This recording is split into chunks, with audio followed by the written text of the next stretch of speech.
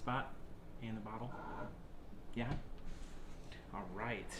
It's been a busy August for us at Culture Shock. I know for a couple weeks we were on the road. We did one of our vinyl happy hour shows in Las Vegas at a record store there, and last week at the Byron Public Library. So that was a lot of fun, kind of getting out of here, doing a couple on the road stints with this. But yeah, we're excited to jump back into it. Again, if you're having any technical difficulty or anything when you're viewing this, we are on Instagram and Facebook. But if something happens and you miss out, you can catch up on them on YouTube also.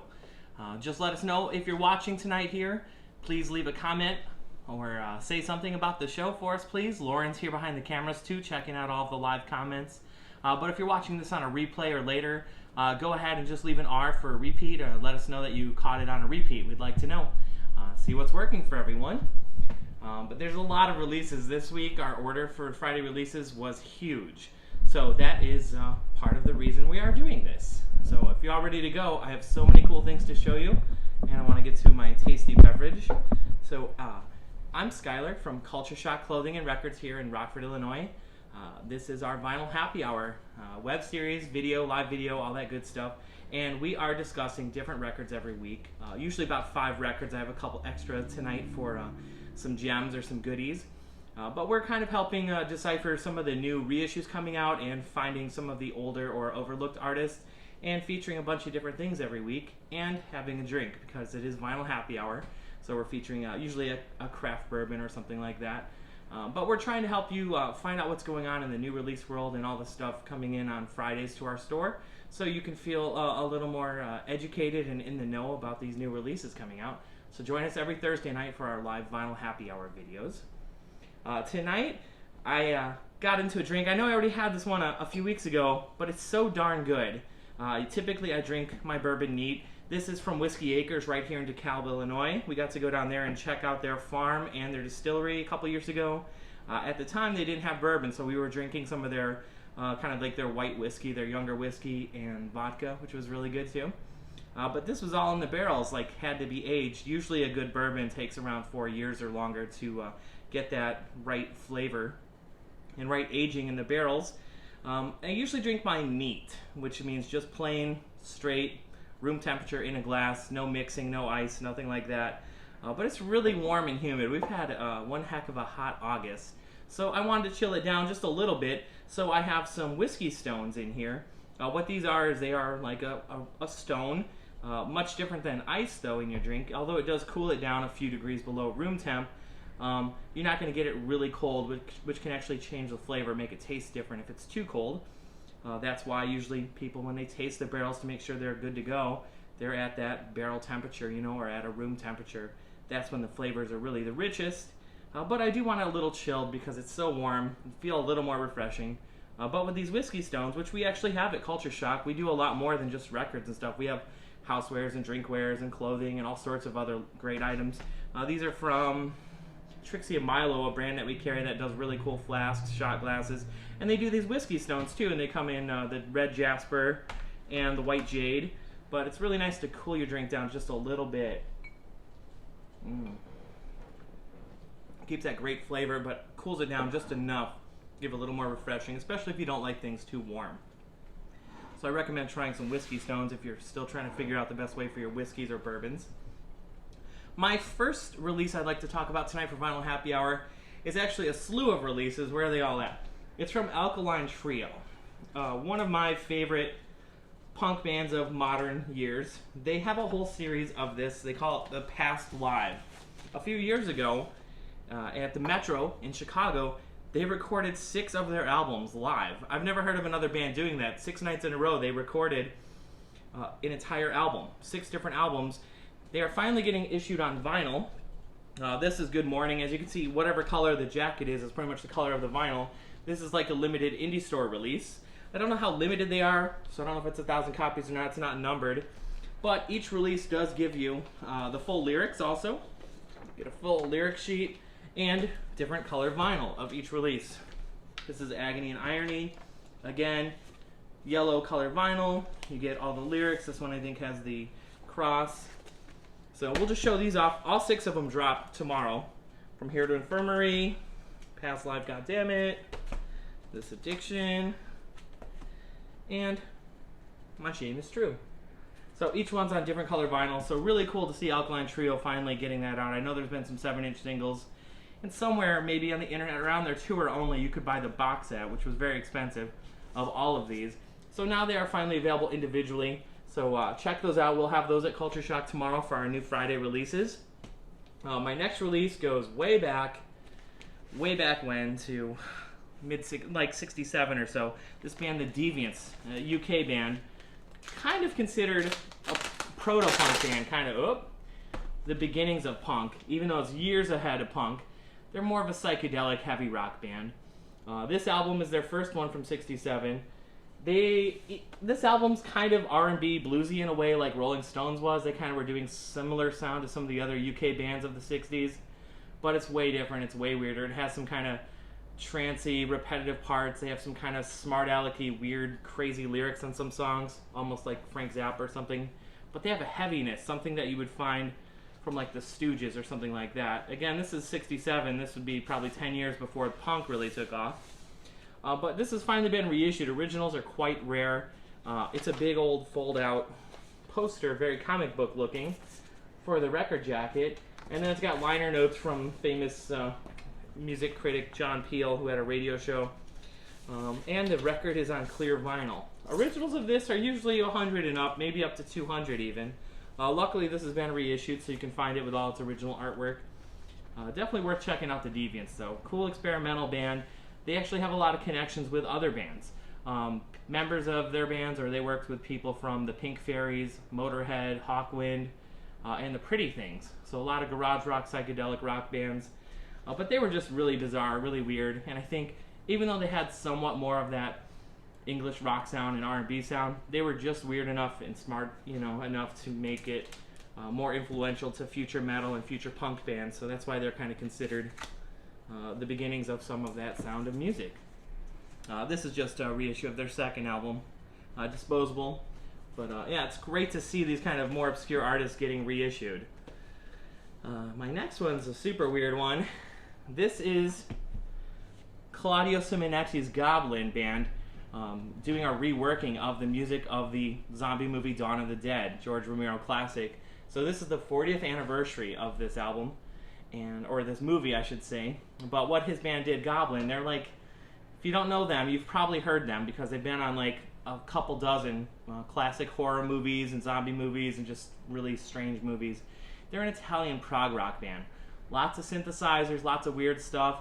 Obviously, what's the band that does the stuff for Stranger Things? Survive. Survive would definitely be a band who's been influenced by the sounds of Goblin.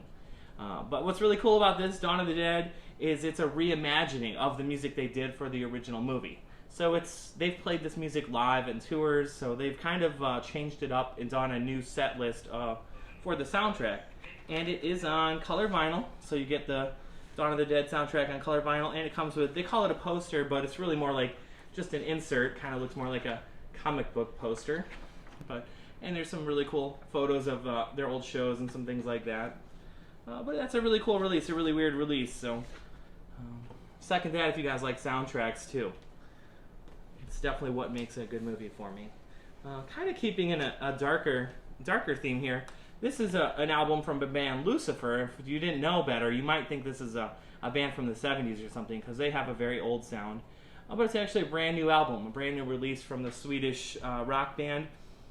Even though their lyrics, their look, and everything kind of dwells on the darkness, it gets kind of witchy and evil in some of their content, it's actually very just good, heavy rock sounding, almost pop sometimes, similar to like a Fleetwood Mac sound or something like that, but with just a little edge of like what Zeppelin and Sabbath had with their sound.